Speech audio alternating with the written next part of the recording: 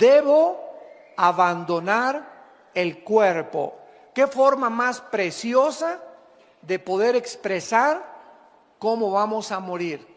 No dice porque ya voy a entregar los tenis o porque ya me voy a morir, como muchas veces lo expresamos en diferentes naciones, sino que de una forma muy bíblica y muy espiritual, la Biblia nos muestra que la muerte es simplemente salirnos de un envase, salirnos de un tabernáculo, porque aquí la palabra cuerpo es esquena en el griego, que es la palabra tabernáculo.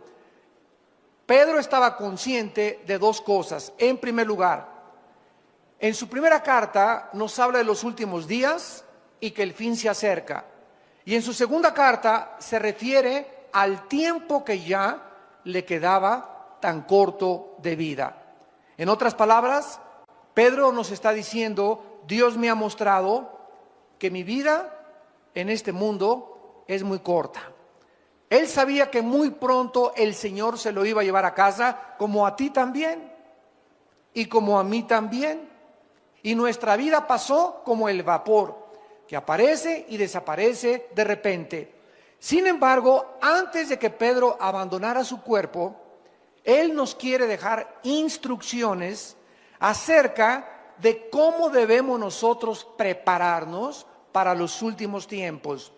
Antes de que esto sucediera, el Espíritu Santo le da a Pedro palabras para la iglesia, para el tiempo final.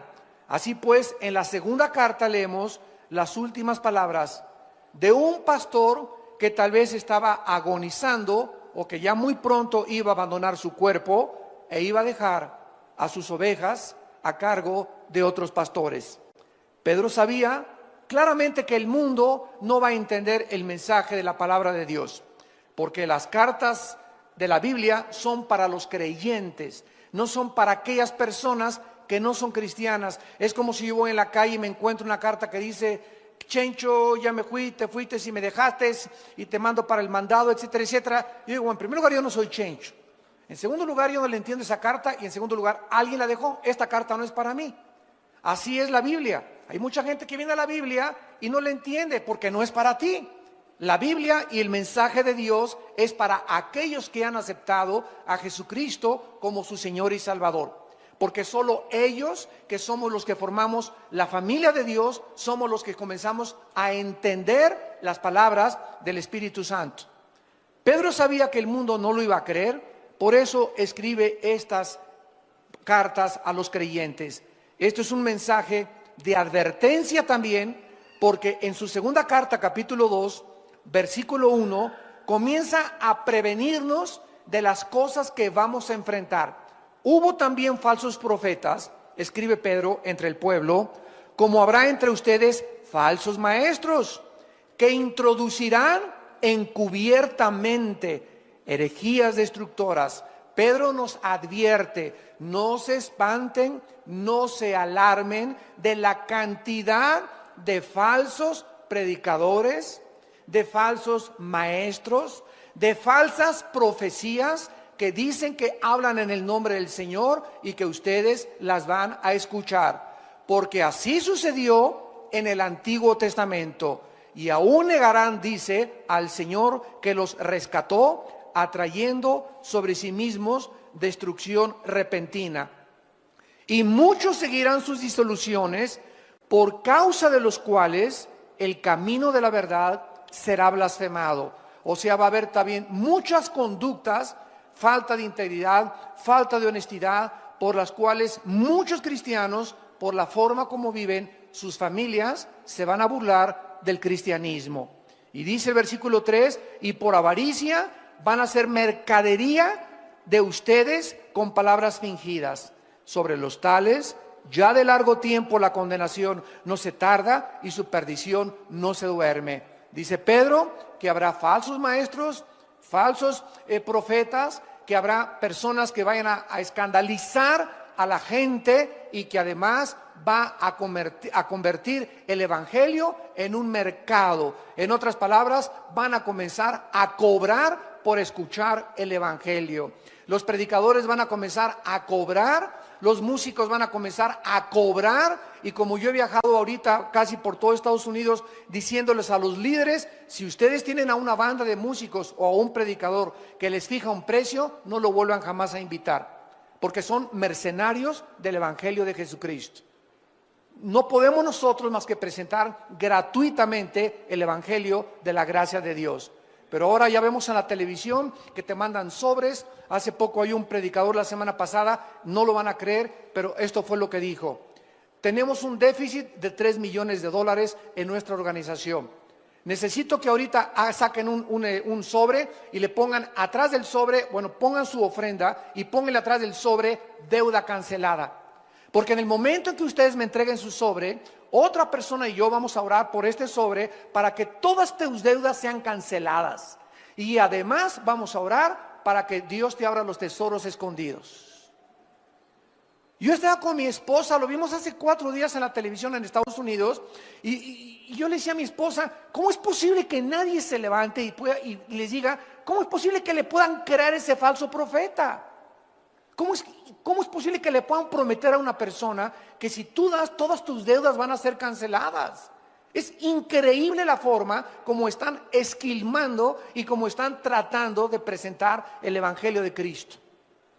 En el capítulo 3, 2 de Pedro 3, dice Pedro en el versículo del 10 al 12, pero el día del Señor vendrá como ladrón en la noche, en el cual los cielos pasarán con gran estruendo, los elementos ardiendo serán deshechos, y la tierra y las obras que en ella hay serán quemadas. Puesto que todas estas cosas han de ser deshechas, ¿cómo no debéis vosotros andar en santa y piadosa manera de vivir, esperando y apresurándoos para la venida del día de Dios, en el cual los cielos encendiéndose serán deshechos, los elementos siendo quemados se fundirán, pero nosotros esperamos, según sus promesas, cielos nuevos y tierra nueva, en los cuales mora la justicia. Como cristianos, nosotros creemos las palabras de Dios acerca de los tiempos finales y estamos recibiendo, amados santos, actualmente advertencias muy fuertes. Advertencias muy fuertes, y todo aquello que el mundo había hecho hasta estos tiempos va a comenzar a ser sacudido por Dios. Los banqueros robaron a la gente, principalmente la clase media baja alta, con tantos intereses de las casas, de las tarjetas de crédito, y dijo Dios, basta. Ya no van ustedes a explotar a la gente. Lean ustedes Santiago 5, ya dice claramente, el jornal de los obreros ha llegado a Jehová de los ejércitos, porque los han explotado y se han aprovechado. Un grupo muy pequeño en el mundo, un monopolio que se hicieron de multimillonarios para explotar a todos los demás, hasta que llegaron a la misma quiebra. Y estaba tan interconectadas las naciones en el mundo con los Estados Unidos de Norteamérica, que cuando cayó Estados Unidos, está cayendo la economía mundial. ¿Por qué? Para que se cumpla la palabra de Dios, que el mundo se dirige a una economía global. Muy pronto, escúchenme ustedes, no lo digo yo, lo dice la Biblia, vamos a tener una moneda tal vez internacional, y los primeros pasos van a ser que no va a ser el peso, ni el dólar canadiense. Se va a unir Canadá, Estados Unidos y México con una sola moneda. Se van a unir después el euro con otra sola moneda, y hasta que el anticristo surja será una moneda internacional. Y después viene la marca de la bestia, donde nadie podrá comprar ni vender sin tener el número 666. El mundo se dirige con una velocidad vertiginosa y acelerada a los tiempos finales.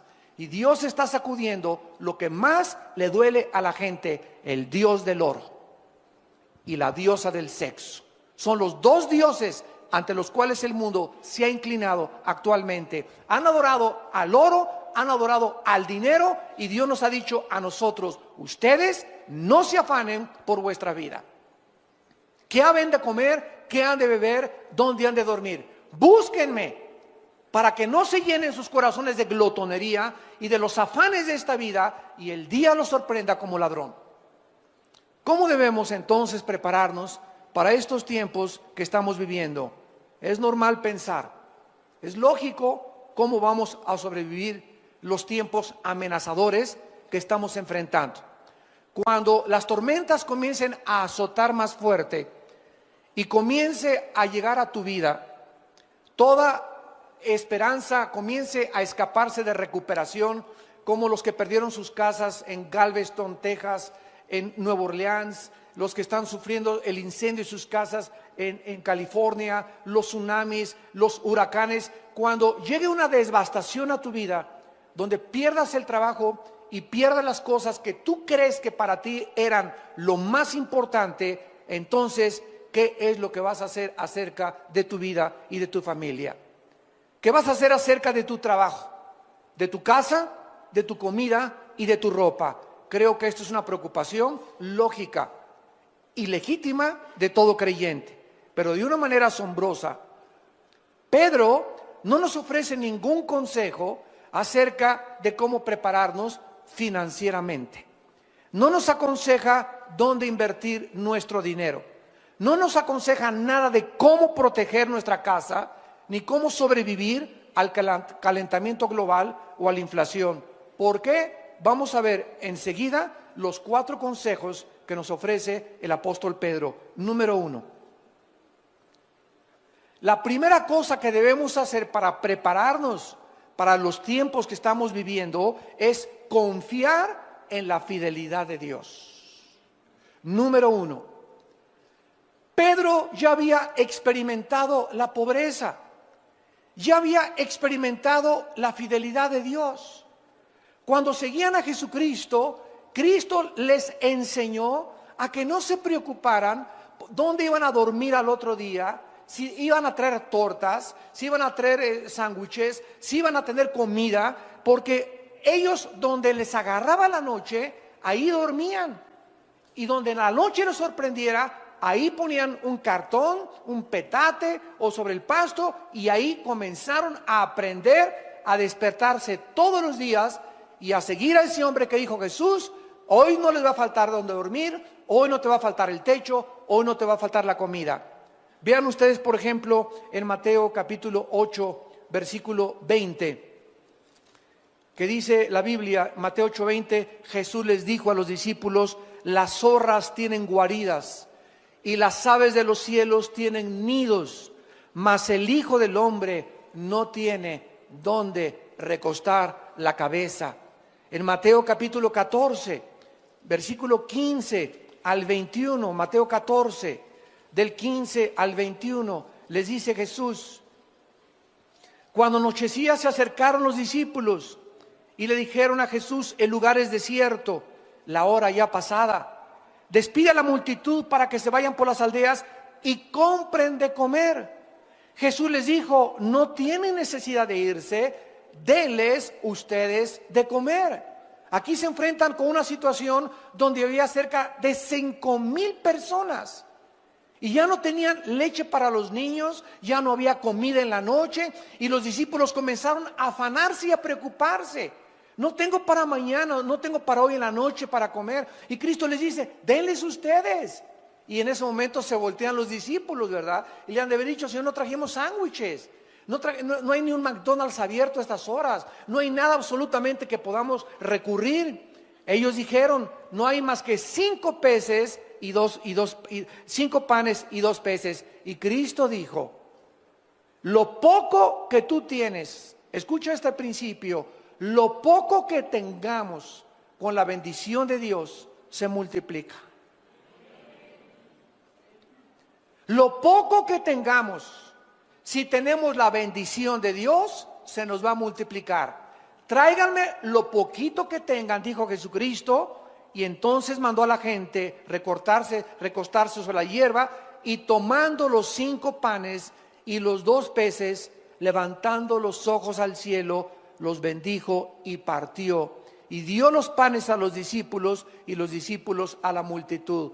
Esta es la razón por la cual antes de cada alimento, antes de desayunar, antes de comer y antes de cenar, bendice los alimentos en el nombre de Jesús y denle gracias a Dios de los frijolitos refritos, de los totopitos que tienes y tal vez de el vaso de leche que tienes, porque si tú reconoces en lo poco, Padre, gracias porque pudimos desayunar por lo menos esta mañana, pudimos cenar, mis hijos, no tenemos muchas cosas, pero tuvimos para comer. Cuando Dios ve ese corazón agradecido, que lo alabamos y lo bendecimos por lo poco que tenemos, entonces Dios bendice y nos multiplica lo que no tenemos.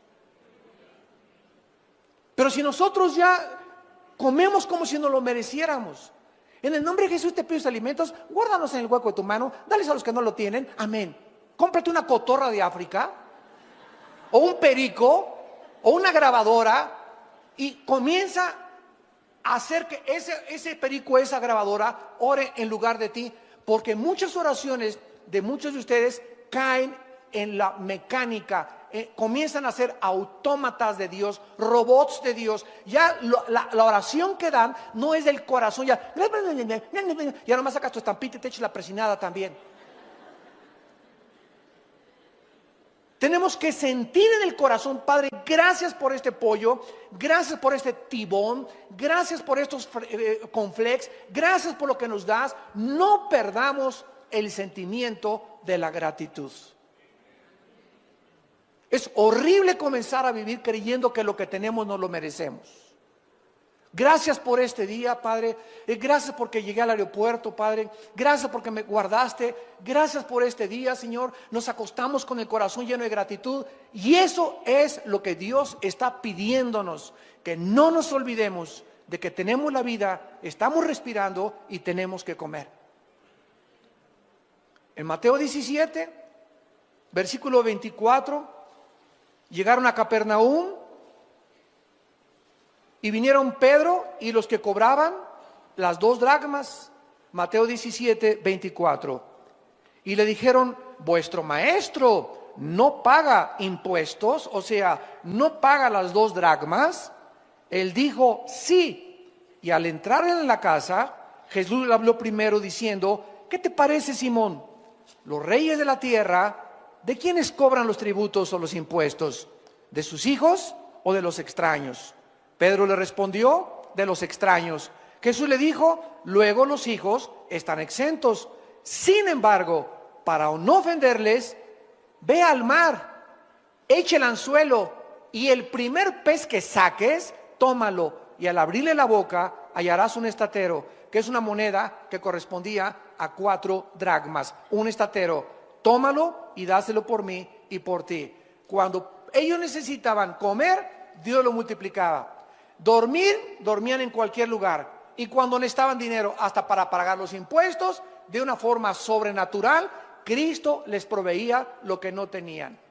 ¿Se imaginan ustedes el control de Jesús que hizo los cielos, la tierra, los peces, los animales, los moscos, los insectos, las estrellas, los planetas? Y cuando viene a esta tierra nos muestra que Él era el que tenía el control del universo, al decirle a Pedro, hay un pez que te va a obedecer. Y el que va a morder el anzuelo trae dentro un dracma que alguien tiró y se lo comió. Cristo sabía aún lo que los peces comían. ¿Y cuál era el pez de los miles que había en el mar de Galilea que tenía una moneda en su estómago, en su pancita, para que con esa pagara los impuestos? ¿Tú crees que a ti no te dará Dios lo que tú necesitas si tú se lo pides? Si un hijo le pide a su padre un pan, ¿le daremos una serpiente a nuestro hijo? ¿Cuánto más nosotros, cuando tenemos una necesidad, debemos nosotros de seguir confiando en Dios? Los apóstoles aprendieron a vivir sin dinero y con dinero.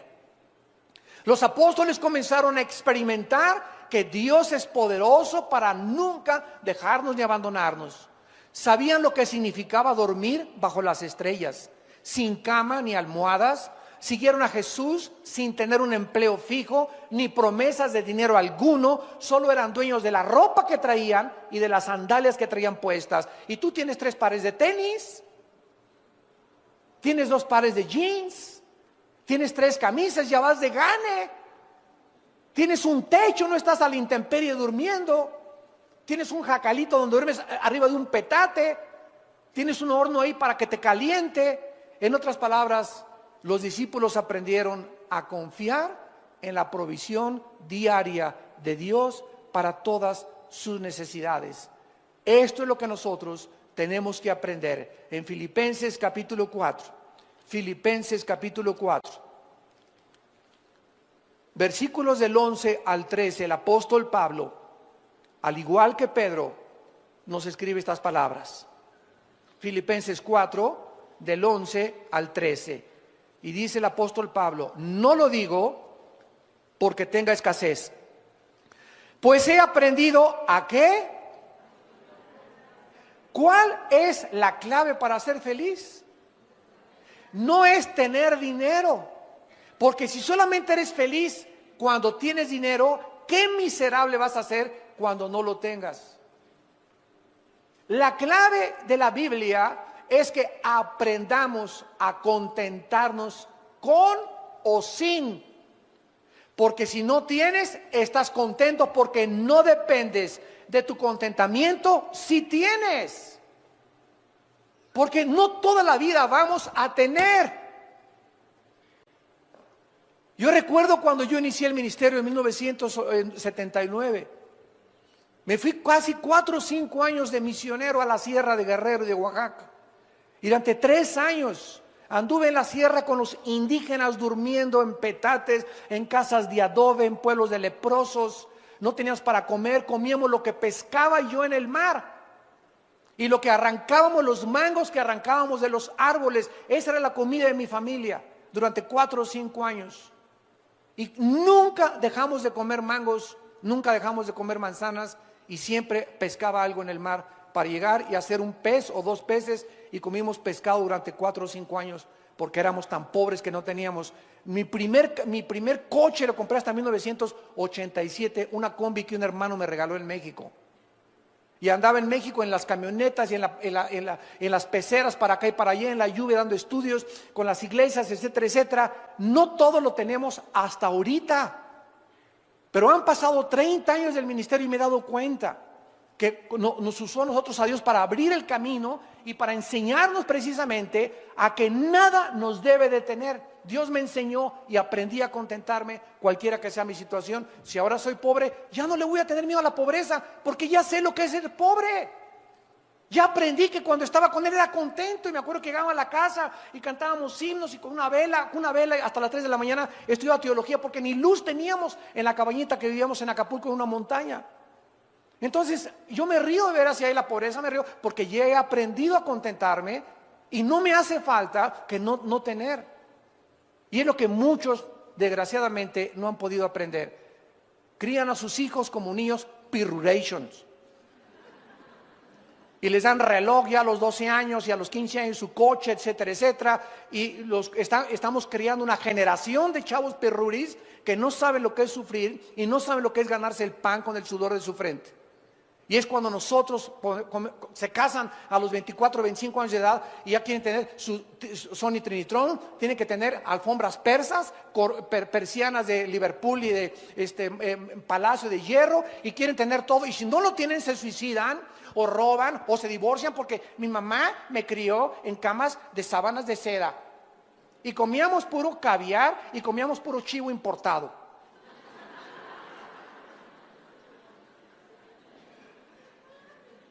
No lo digo porque tenga escasez, dice Pablo, he aprendido a contentarme cualquiera que sea mi situación. Y por eso muchos de ustedes han perdido el trabajo o han perdido lo que tienen, porque Dios les quiere enseñar. Dios no te ha abandonado. Dios quiere enseñarte que en esa pobreza que estás y en esa pérdida de trabajo, Él sigue siendo Dios. Y no te va a dejar ni te va a abandonar. Y cuando recuperes otra vez lo que perdiste, te vas a acordar que no te faltó por lo menos de comer. Y no te faltó techo, y no te faltó tampoco tu familia. Porque eso es el tesoro más grande que tenemos. Mientras tengamos la familia, lo tenemos todo. No importa que la familia durmamos en la banqueta, pero juntos siempre, luchando por la sobrevivencia con el Señor de nuestro lado. Diré yo a Jehová, esperanza mía, castillo mío, mi Dios, en quien confiaré. Y no diré yo al banco y la bolsa de valores y Wall Street, en quien confiaré. Pues en aquellos que están confiando en eso, Dios se los ha derrumbado, para que no pongan sus ojos en falsos ídolos, más que en el Dios viviente que le da vida y aliento a todas las cosas.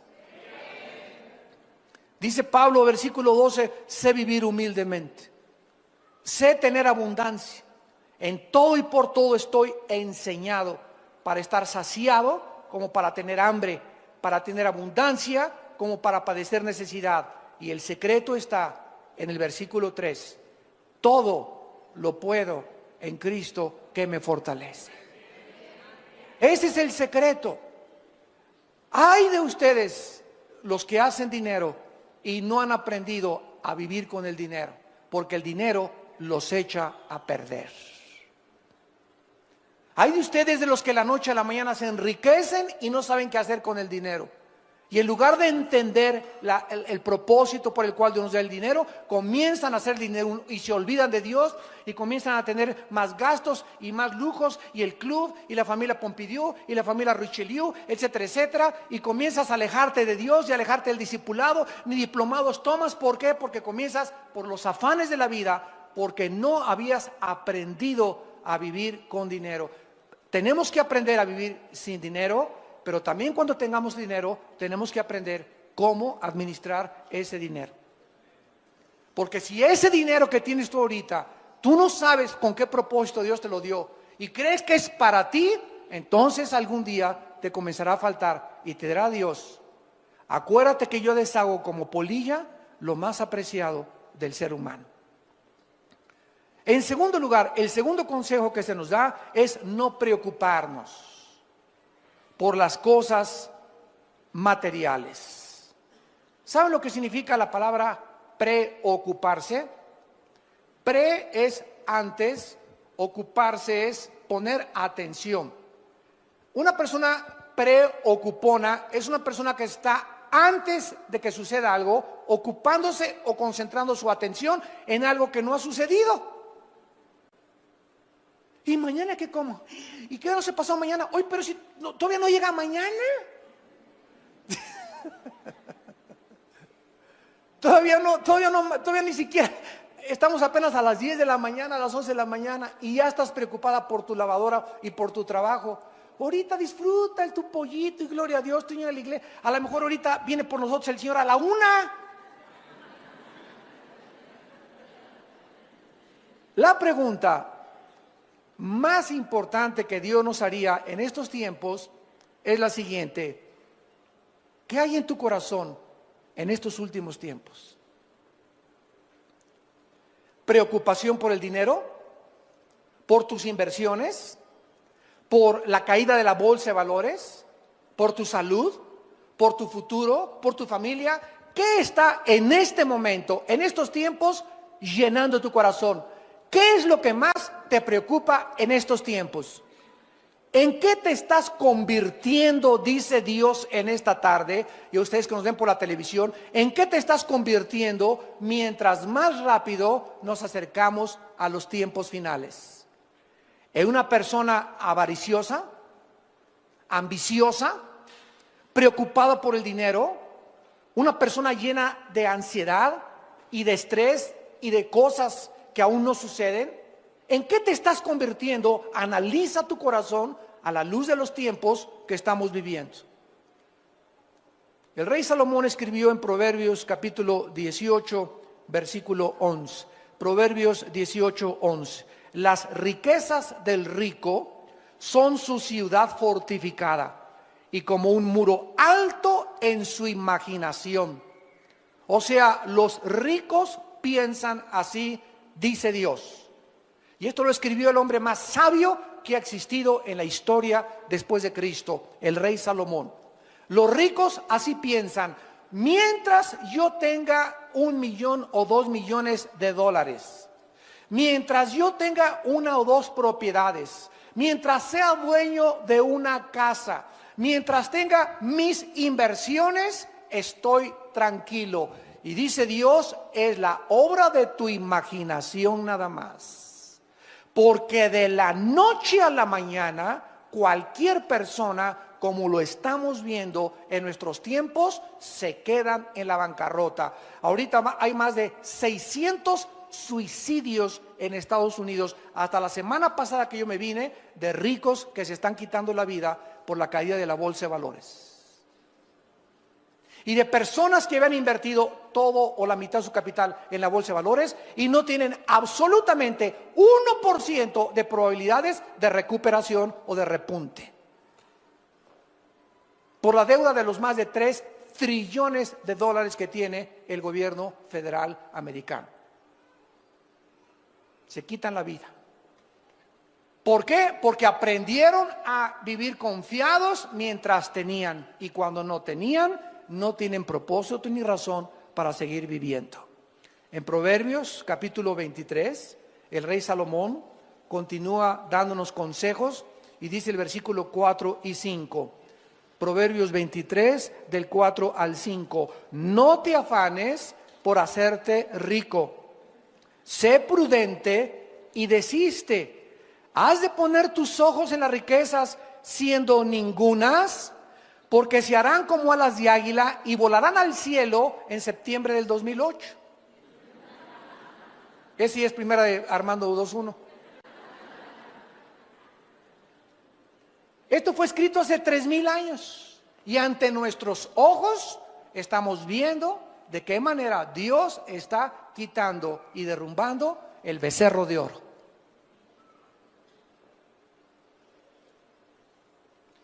En 1 de Timoteo capítulo 6, en el Nuevo Testamento, el apóstol Pablo también tiene palabras para nosotros.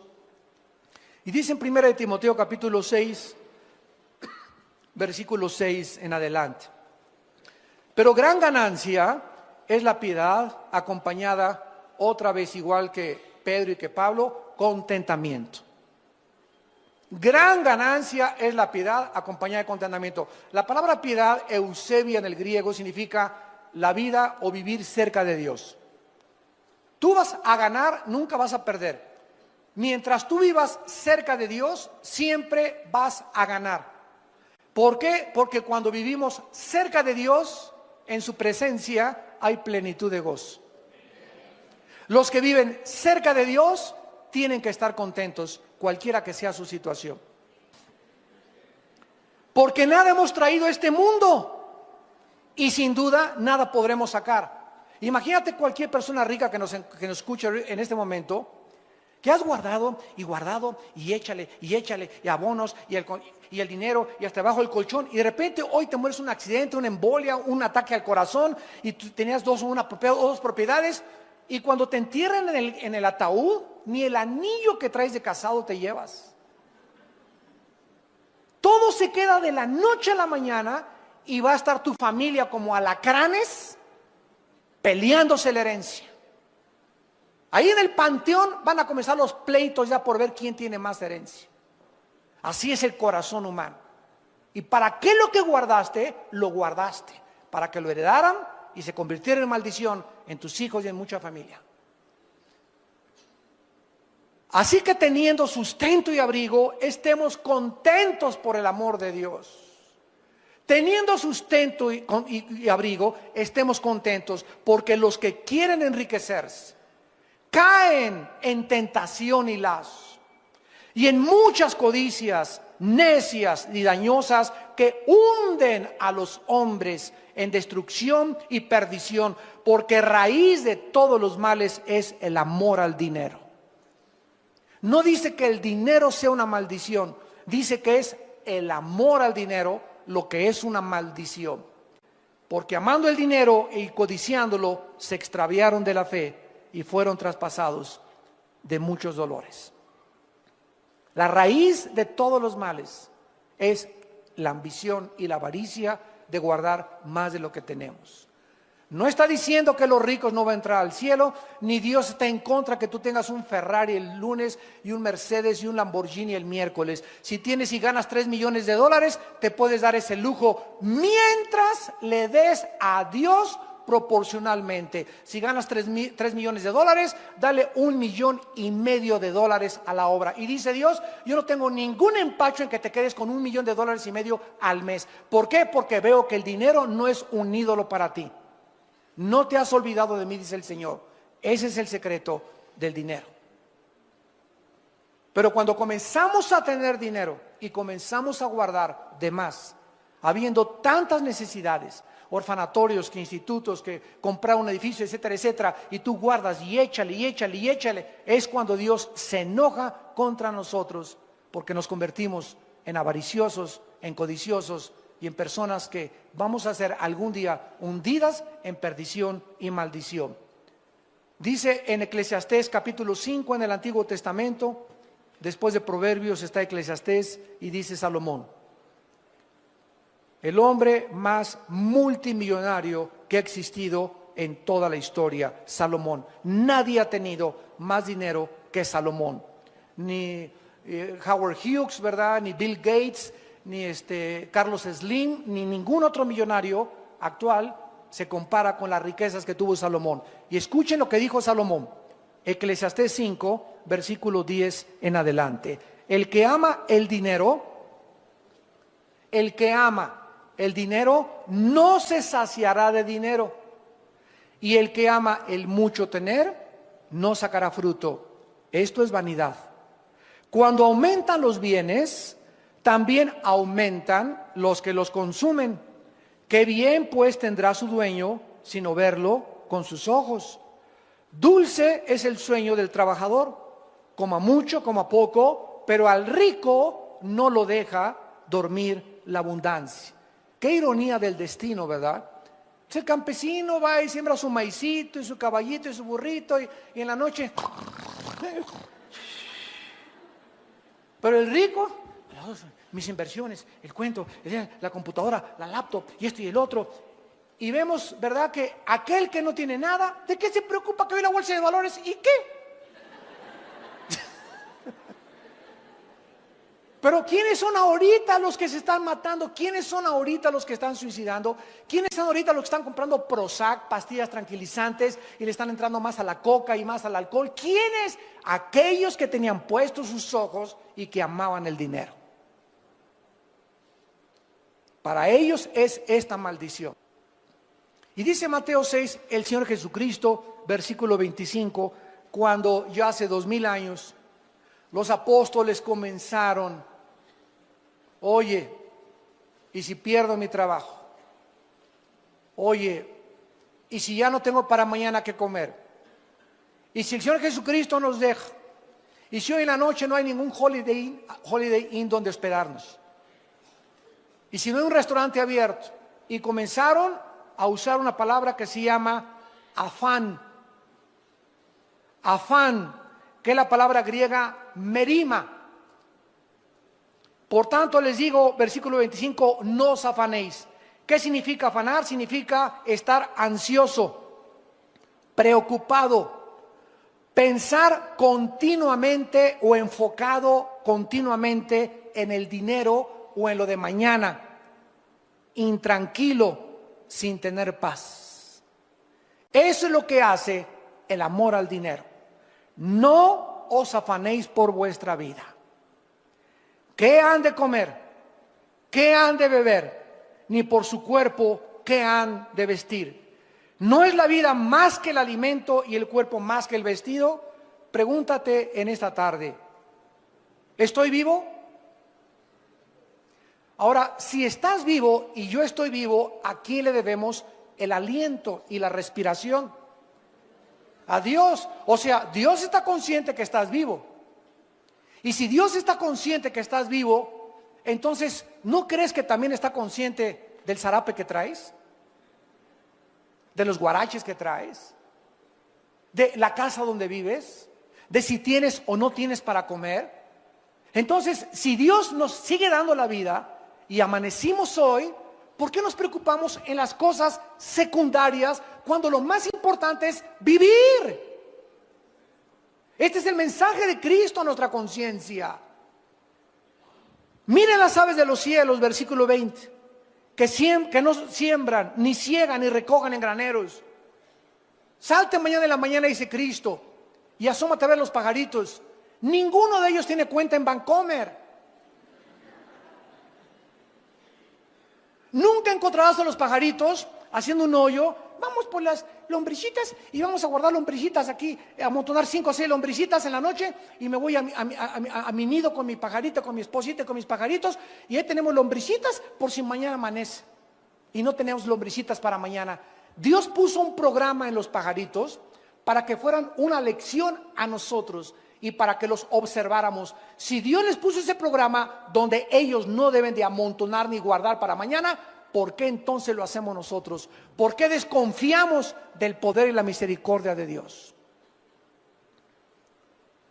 Y vuestro Padre Celestial alimenta a las aves, ¿no valen ustedes más que ellas?